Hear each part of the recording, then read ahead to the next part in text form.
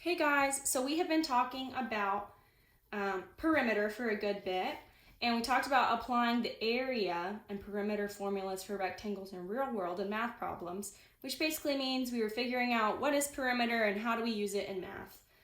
And we just have been talking a lot about that, but now today we're going to talk more about area. And I know you guys don't know what area is. Think about when someone says, man, that's a really large area, or why don't you go to that area over there? It's basically talking about space. Area is just that. Area is space. So let's go ahead and kind of write an area definition up here. So I'm going to write area at the top and then a little colon. And I'm going to put a little definition beside it. So area is the quantity that fills a shape. The quantity that fills a shape.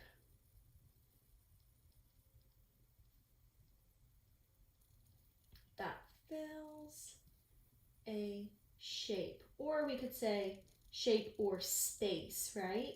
Because if you said, look at that area over there, that is basically the quantity, how big, how much is filled in that shape or space. So if you were talking about a football field and you said, look at that area over there, you're talking about all the grass, how much grass fills that shape. Well, the shape is a football field, or that space, the space is a football field, right? So let's give it a second definition though, because quantity, that's kind of a big word. I know you guys know what that means, but we could also call area how much is inside the perimeter, right? Because we know that if my notebook was a football field, in the example I just used, the perimeter would be what? It would be the boundary, the sum, if we added up all the distances around the edges, right? Well, if I said, look at that area over there, I'd be talking about everything inside of the perimeter, right? So area is how much is inside of a perimeter. Quantity also means how much is inside. And then a shape or a space, well, every shape or space, my notebook is a rectangle, but the shape and the space inside of it is held up by what? What's the boundary called? The perimeter, right? So how much is inside the perimeter? So that's just some little notes that we could put at the top of our paper to remind us if we forget. Now, there is also a formula that we can use, and I'm just going to write it over here. Area, A for area, we used a P for perimeter. Today we're going to use A for area. Area equals the width times the height. I'll do a capital H for you guys. The width times the height. A fancy word for height is length. So we've been talking about that. I might put that down here though. Length, because we've been talking about length. So let's draw a picture, because you guys know I'm visual. Let's start off with this little shape right here. What is that? A square, exactly. So I have a little square here, and this square, I'll use the lines on my notebook paper, is 4. 1, 2, 3, 4, right? If I split it into 4 this way, so let's say each of those was 1 inch. So that's like 4 inches by 4 inches, right? And I know it's not perfect, but we're just gonna pretend. So if I split it by 4 by 4, 4 inches, 1, 2, 3, 4 by 4 inches, 1, 2, 3, 4, right? 4 by 4. So I actually know, just like we did with perimeter, this one's also 4. This one is also 4 inches, right? Because these are this side, my height over here, or you could call it length. Those are equal. My width over here, those are equal, right? Because it's a square. So now what we're going to do to find the area, let's go back to our definition. Area is the quantity that fills a shape or space. Fills. Think about like a glass of water. If you fill it up, if you fill up your glass of water, now it's full, that's everything inside of it, right? The lemonade or the water or the coffee or whatever you put in the cup, that's what fills it, right? So it's everything inside. How much is inside the perimeter? So our perimeter here, the boundary. What's inside of it? Well, let's count it because counting is super easy. We learned that early on. So we've got 1, 2, 3, 4, 5, 6, 7, 8, 9, 10, 11, 12, 13, 14, 15, 16. I have colored in 16 of those. And each of those is what? 1 inch by 1 inch, right? So what's our unit? We would say 16 inches, right? Here is something special about area though. Because it's not just 1 inch across or 1 inch going down, we have to say inches squared. Squared is where we put a tiny little 2 here. And we're gonna learn more about that. But just for when we're putting the unit, I wanna make sure right now we understand how we would label it. Because remember, labels are so important in math. So we have 16 inches squared. 16 because I counted up 16 little squares inside there. So now let's come in and look at that with our formula. This is just when we counted it, right? We just counted, nothing super special. We all know how to count. But when we plug it in with our formula, we could say area equals width times height. And remember, height is kind of the same thing as length that we were talking about with perimeter. So when we want to find the area, we would say the width, area equals the width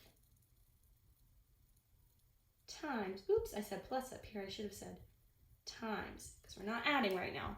4, that's my width, 4, that's my width, times the height, which is also 4.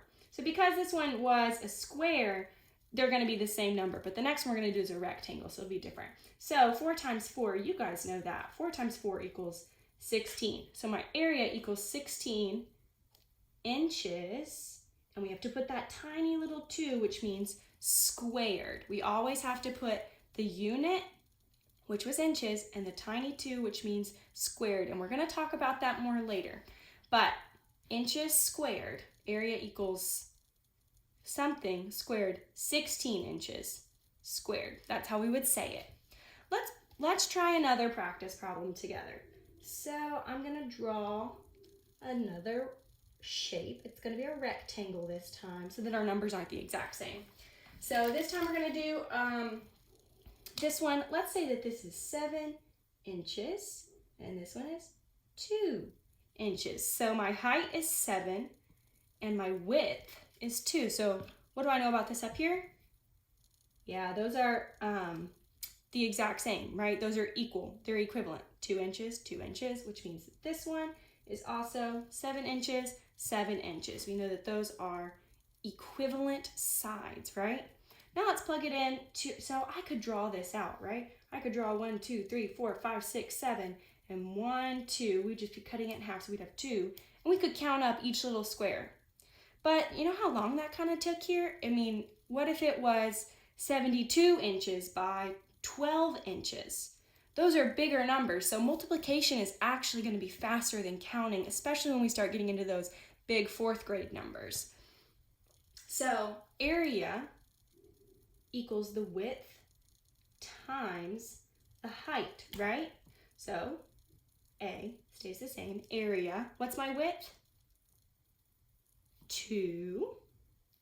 2 is my width, it's 2 inches wide, times, what's the height?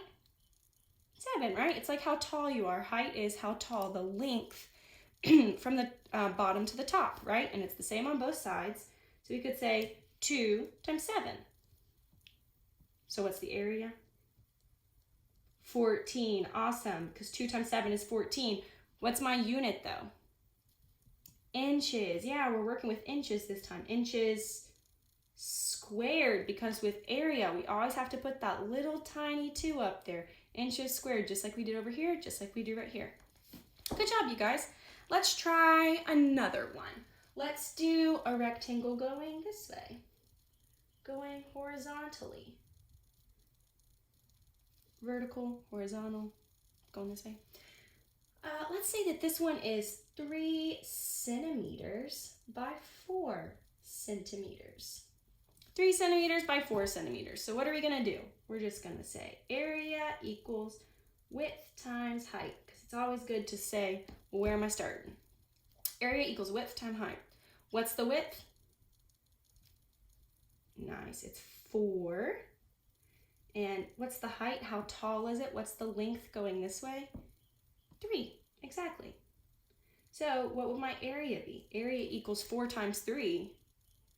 Yeah, we know that. You guys know that. That's 12. 12 what? Area equals 12 centimeters. 12 centimeters. And what do I have to do when it's area? Squared, right? Area equals 12 centimeters squared, right? Because it's how many little squares are there. It's not just 1 inch this way and 1 inch this way. It's a whole area. It's a whole space or shape right here. It's how much is inside. So we have to say squared. Let's do one more before we move on to something else. Let's use some bigger numbers because we're in 4th grade and we got this. So I'm going to do another rectangle. That's actually not perfect, but we can pretend that it is. It's a perfect rectangle. So I'm going to say that this side right here is 9, we'll go inches again, 9 inches, and this one is 7 inches. 9 inches and 7 inches. What am I going to start with? My formula, exactly. So area equals the width times the height, also known as length. So my area equals, what's my width? 7. Area equals 7 times my height is how tall it is, just like how tall you are. 9 inches, exactly. And what do we do next? 7 times 9? Yeah, you guys know that. 63. So the area equals 63. One thing's missing though. Fill it in on your own and then I'll fill it in.